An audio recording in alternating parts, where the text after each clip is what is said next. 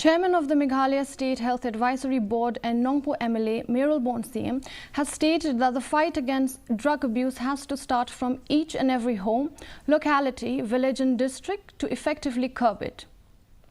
Alarmed by the increased drug problem in the state, Syiem said meetings with local authorities and awareness programs have been conducted at various levels on the same.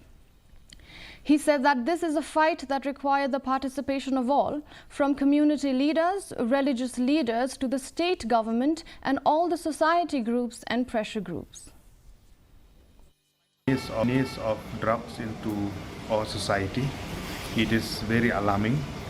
Looking at the facts and figure, looking at the consequences, the ramification in our society, we have seen that it is on a rise. That's the fact, be it in East Hill, be it in Ribhoy district also.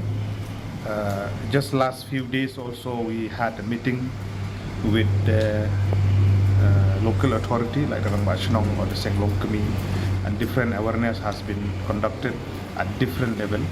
And this is a concern that we collectively have to fight. It is not that myself alone I can do, or only the Rangbatchnong can do, but it is a collective effort of each and everyone, all concerned, to fight together.